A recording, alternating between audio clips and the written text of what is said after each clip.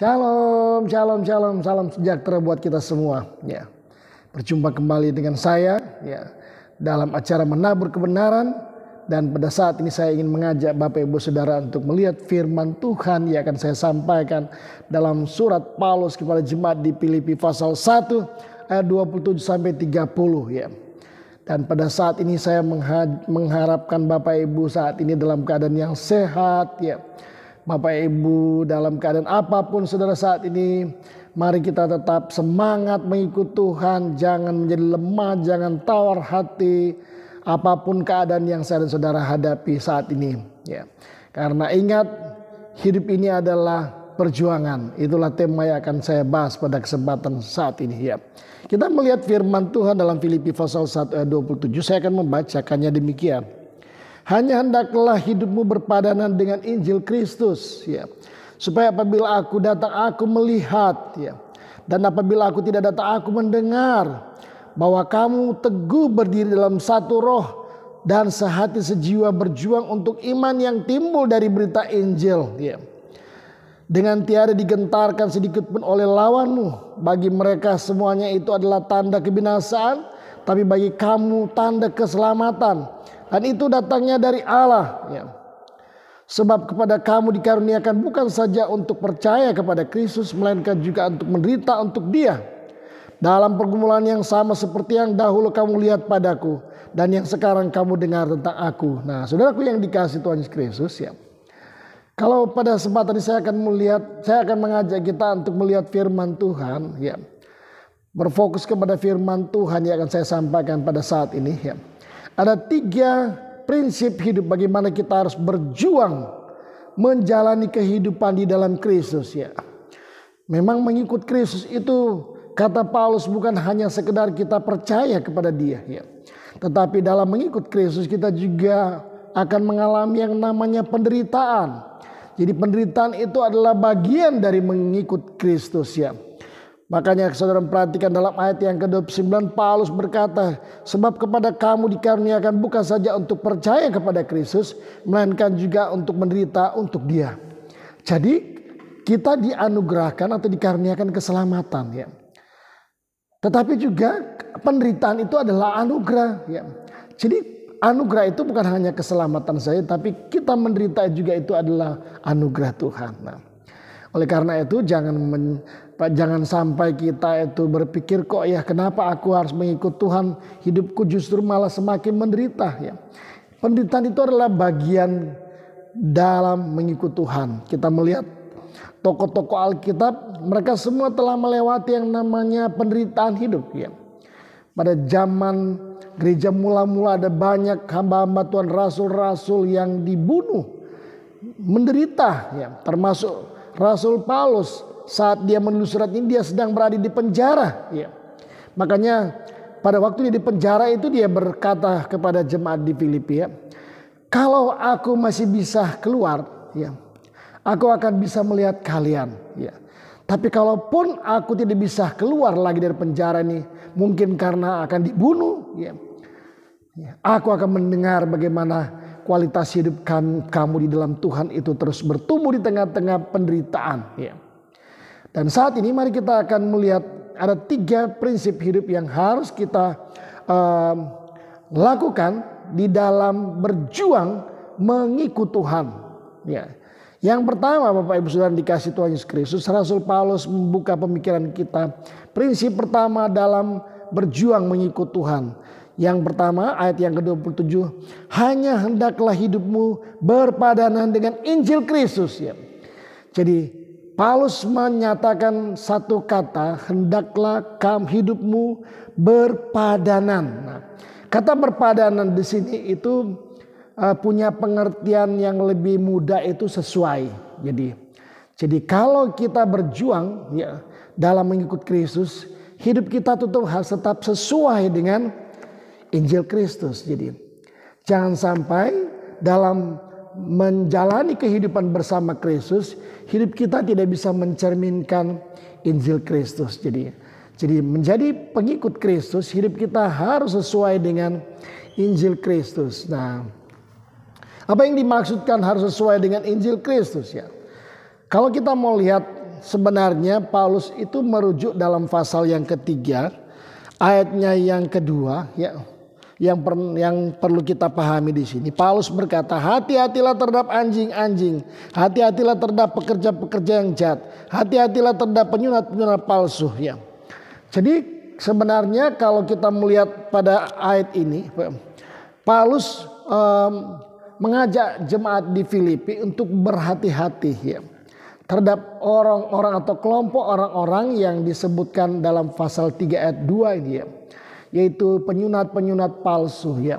Dan dia menyebut dengan sebutan yang agak kasar, anjing-anjing. Ya. Siapakah mereka yang sebenarnya? Ya. Sebenarnya yang disebut oleh Paulus dengan sebutan anjing-anjing dan penyunat-penyunat palsu ini adalah orang-orang yang hidupnya merasa benar, ya.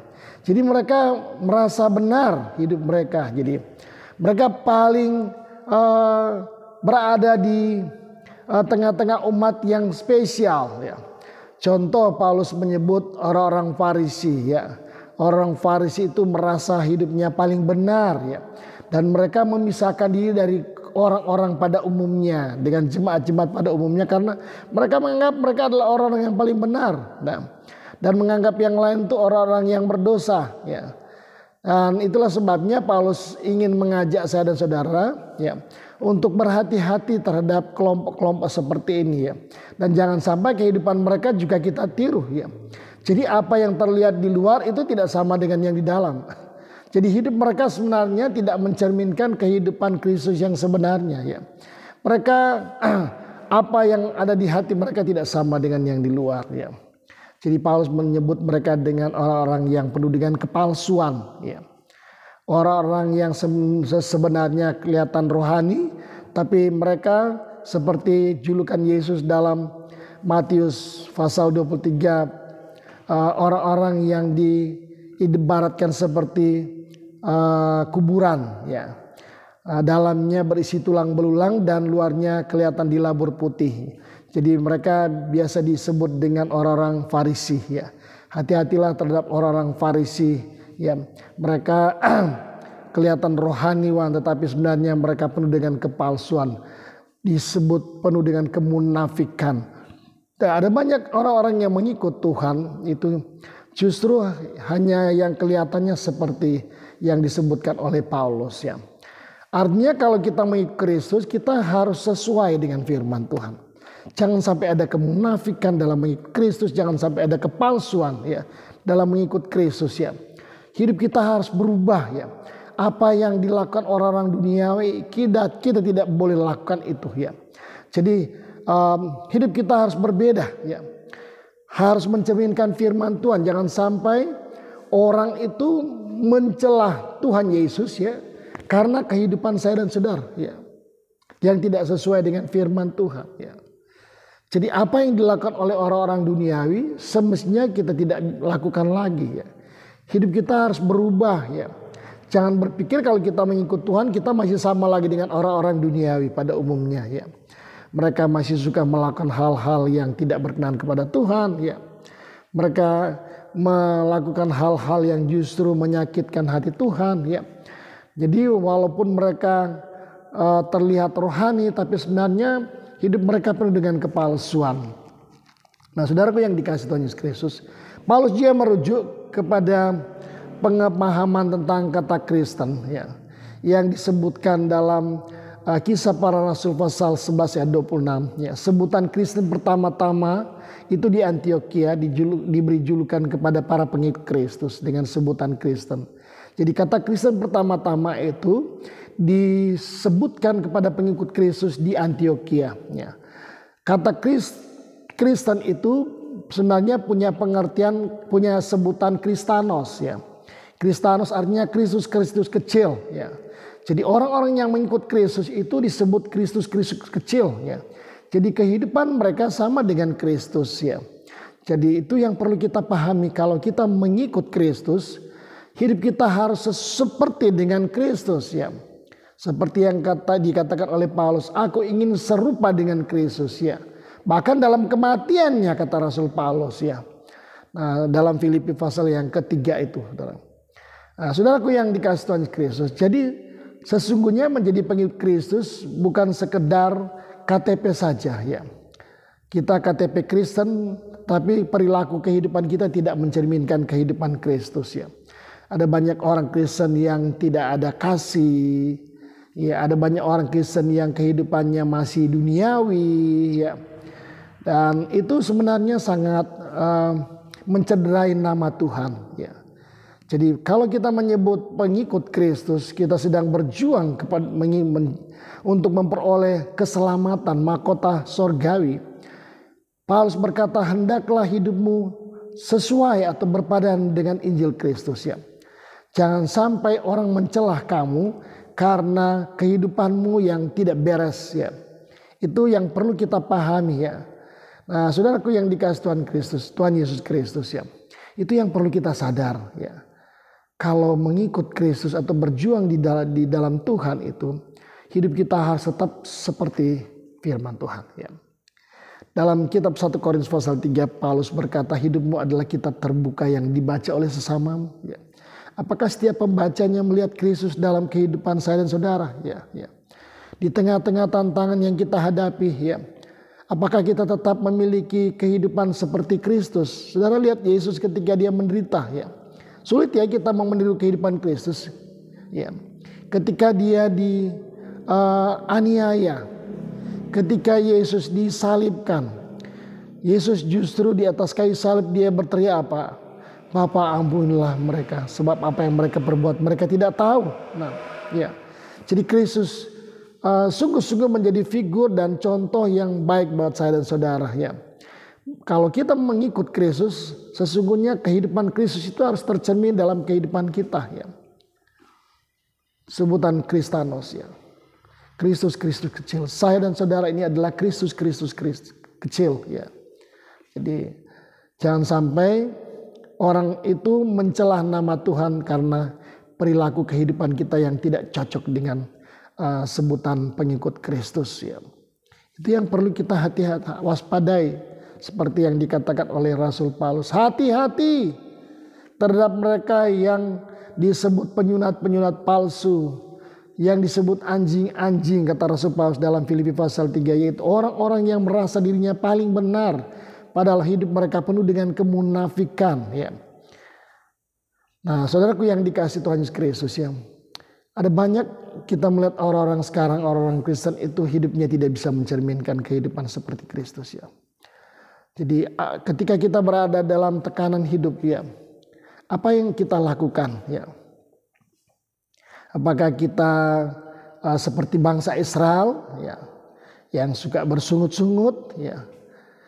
Nah, justru sebenarnya Tuhan marah kepada orang Israel ketika mereka menghadapi segala perjuangan hidup itu dengan cara bersungut-sungut ya.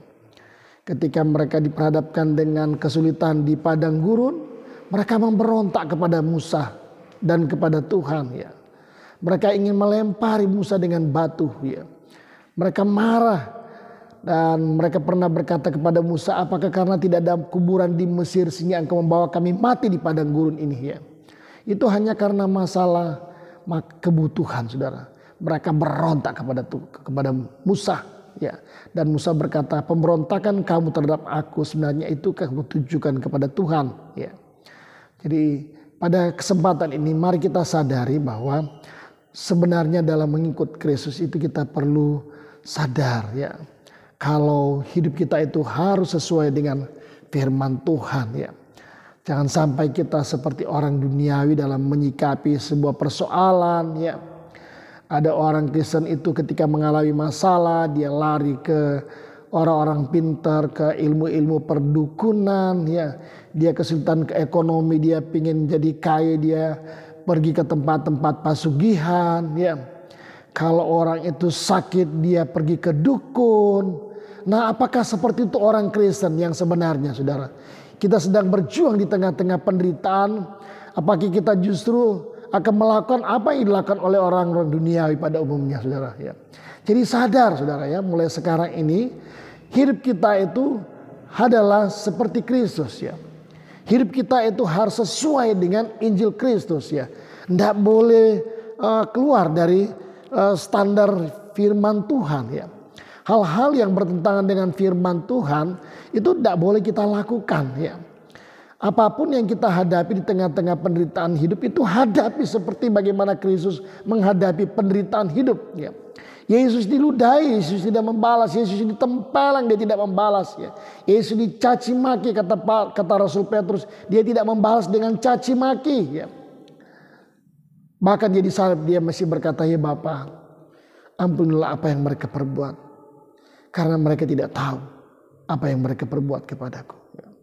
Jadi itulah kehidupan para pengikut Kristus. Yang kedua, ya, masih dalam ayat yang sama, dalam ayat yang ke-27, bagian selanjutnya. Jadi, dan ya, apabila aku tidak datang, aku mendengar bahwa kamu teguh berdiri dalam satu roh. Ya. Teguh berdiri dalam satu roh, sehati sejiwa berjuang untuk iman yang timbul dari berita Injil. Nah, saudara.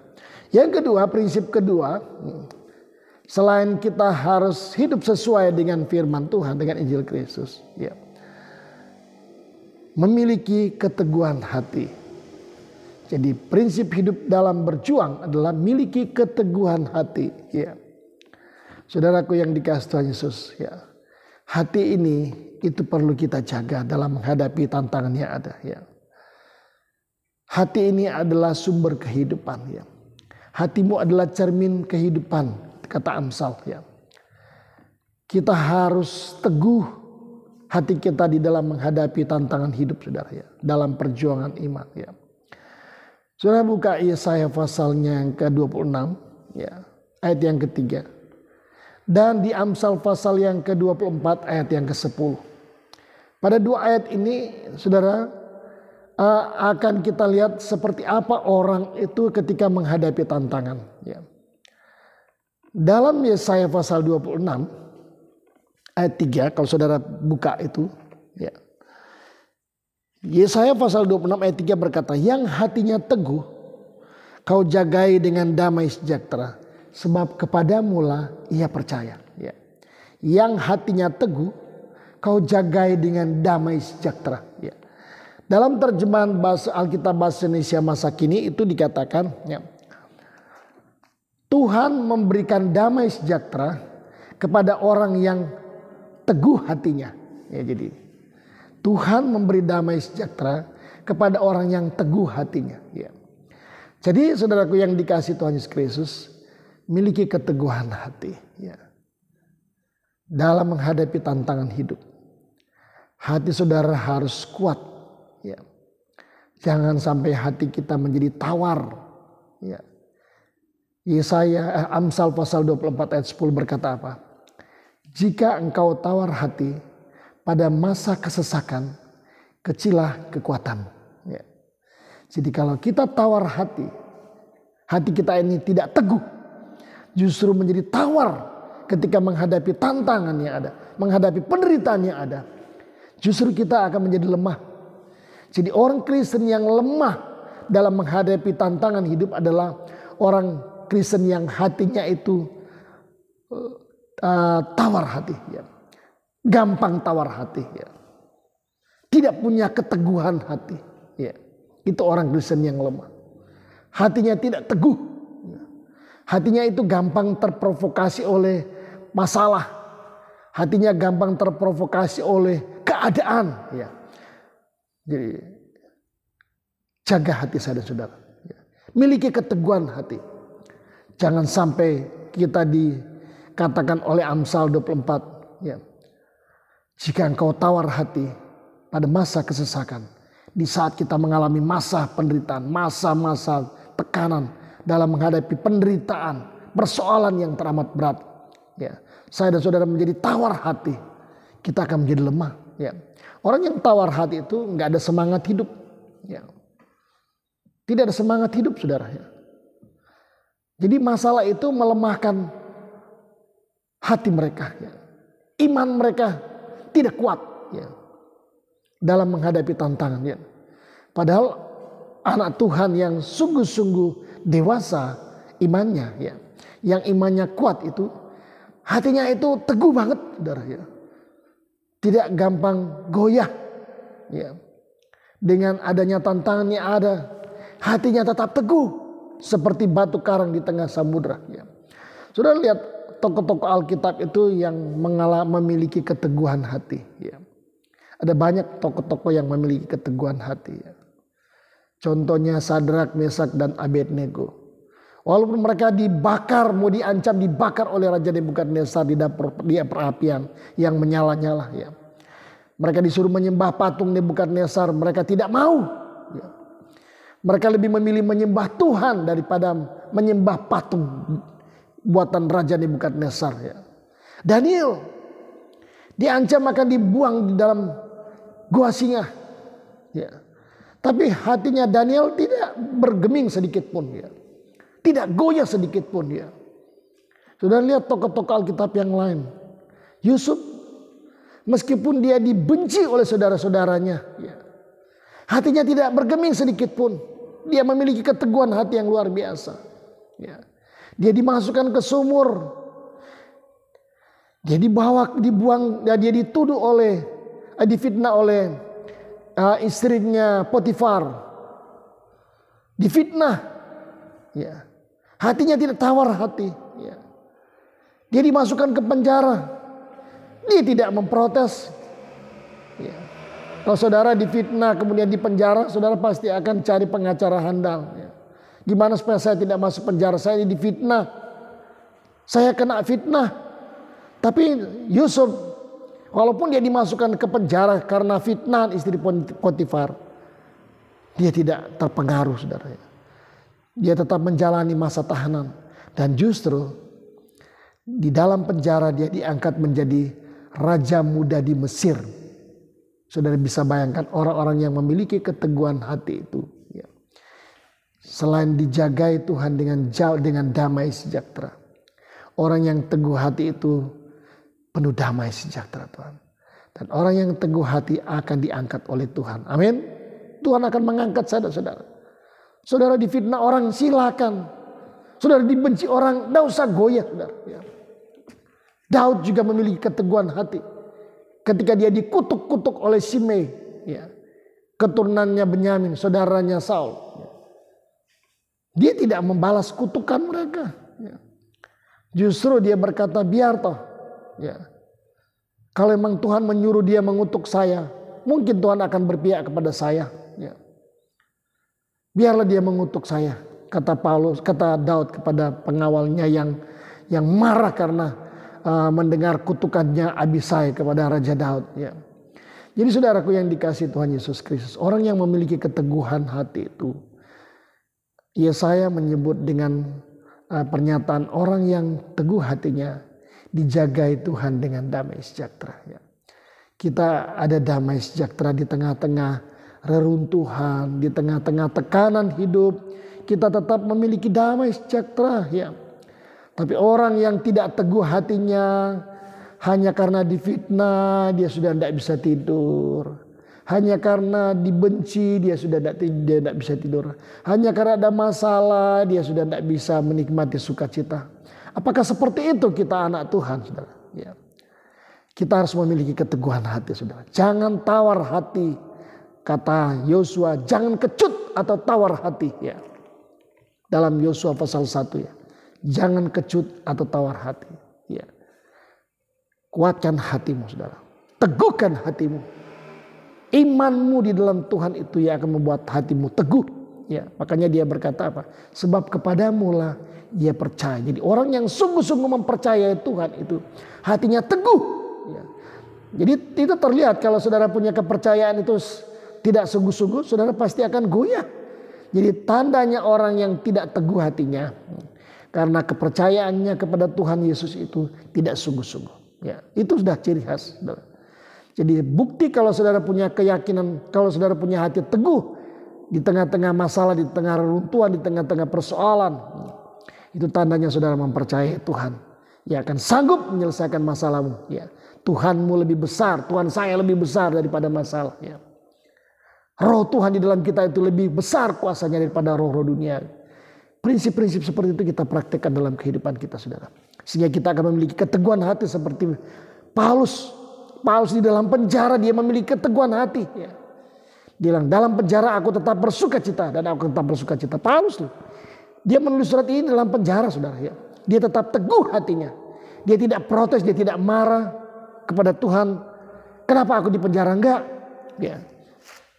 Justru di dalam penjara dia bisa bersuka cita. Ya. Kisah pasal 16 mencatat tengah malam ketika Paulus di dalam penjara dia memuji Tuhan dan berdoa. Dan pada waktu dia memuji Tuhan dan berdoa di tengah-tengah penjara, sendi-sendi penjara goyah dan pintu-pintu terbuka. Ya. Tuhan memberi jalan keluar, saudara. Tapi tidak dimanfaatkan oleh Paulus untuk keluar dari penjara. Walaupun dia sudah ada jalan keluar. Ya. Itu orang yang memiliki keteguhan hati.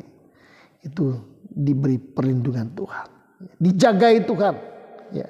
Selain dengan damai sejahtera, pertolongan Tuhan akan terjadi buat saya dan saudara. Ya. Yang terakhir, saudara, ya. Filipi pasal 1, kembali lagi, ya. Ayatnya yang ke-28, ya. Jadi kata Paulus, dalam berjuang, dengan tiada digentarkan sedikit pun oleh lawanmu.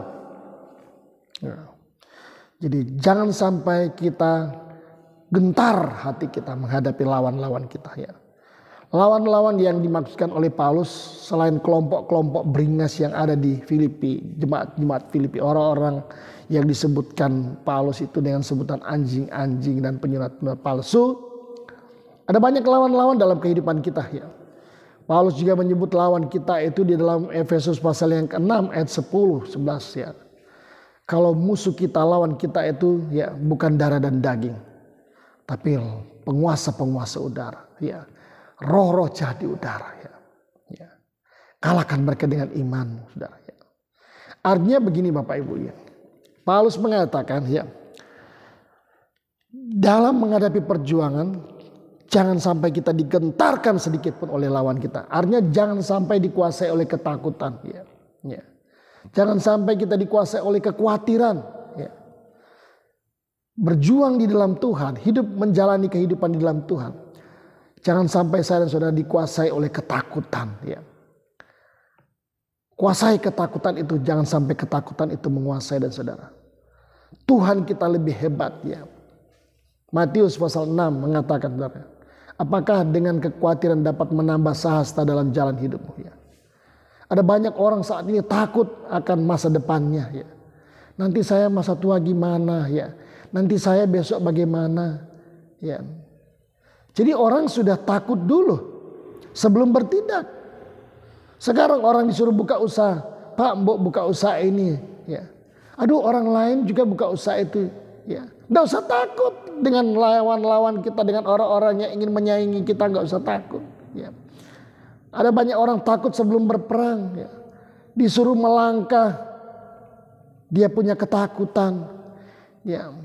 Jadi dari situ kita lihat juga iman saya dan saudara. Kita tidak sungguh-sungguh percaya kepada Tuhan, ya. Ya. Jadi jangan takut, jangan gentar dengan segala keadaan tantangan yang kita hadapi, ya. Ayub pasal 3 ayat 25 berkata apa? Apa yang kutakutkan, itulah yang menimpa aku. Jadi kalau saudara sudah takut dengan sesuatu, itu akan terjadi kepada saya dan saudara, ya. Oleh karena itu kuasai ketakutan, jangan sampai kita mengalami ketakutan dalam menjalani kehidupan ini, saudara, ya. Hadapi segala sesuatu bersama Tuhan, ya. Bersama Yesus kita akan cakap melakukan perkara-perkara besar. Kata Paulus, ya, segala perkara dapat kutanggung di dalam Dia yang memberi kekuatan kepadaku, ya. Jangan takut, ya. Tuhan Yesus juga pernah berkata kepada murid-muridnya ketika mereka sedang diombang-ambingkan di tengah lautan, jangan takut, ini aku, ya. Mereka pikir yang di tengah laut itu, di tengah danau yang sedang bergelora itu adalah hantu. Tapi Tuhan berkata, jangan takut, ya. Ini aku, ya. Mengapa engkau takut, hai engkau orang yang kurang percaya, ya. Jadi ketakutan, kekhawatiran itu, ya. Saudara takut dengan sesuatu, takut dengan kehidupanmu ke depan, takut dengan sakit penyakitmu, takut dengan masalahmu, takut dengan apa yang saudara lihat. Jangan melihat, saudara, ya. Jangan melihat masalah, ya. Lihatlah Tuhan yang siap menolongmu, ya. 2 Korintus pasal 5 ayat 7 berkata apa? Hidup ini bukan karena melihat, tapi karena percaya, ya. Selama saya dan saudara itu percaya sungguh-sungguh kepada Tuhan, ya. Ketakutan itu akan terhilang, akan terkikis dengan sendirinya. Kekhawatiran itu akan terkikis dengan sendirinya. Tapi jika saya dan saudara melihat segala sesuatu yang terjadi, saya dan saudara pasti akan dihantui ketakutan, akan dikuasai ketakutan. Dan kita pasti tidak akan menang dalam menghadapi kenyataan. Ya, dalam terjemahan lain ya Tuhan akan memberikan kemenangan buat kita dalam Filipi pasal 1 ayat yang ke-28. Ya. Tuhan memberi kemenangan kepada saya dan saudara. Jadi jangan takut saudara. Ya. Jadi pada kesempatan hari ini, ingatlah bahwa dalam mengikut Kristus memang kita tidak boleh asal-asalan ya. Mengikut Kristus itu harus penuh perjuangan saudara. Tapi ingat dalam berjuang hidup kita tetap harus sesuai dengan firman Tuhan. Ya. Ya. Dan yang kedua kita memiliki keteguhan hati. Dan yang ketiga jangan sampai dikuasai oleh ketakutan. Ya. Kuasai ketakutan, jangan sampai ketakutan menguasaimu. Tuhan Yesus memberkati saudara-saudara. Ya. Tetap semangat mengikut Kristus. Karena bersama Yesus kita akan cakap menghadapi segala perkara besar dalam hidup ini. Sekali lagi Filipi pasal 4 ayat 13. Segala perkara dapat kutanggung di dalam Dia yang memberi kekuatan kepadaku. Tuhan Yesus memberkati saudara-saudara. Shalom.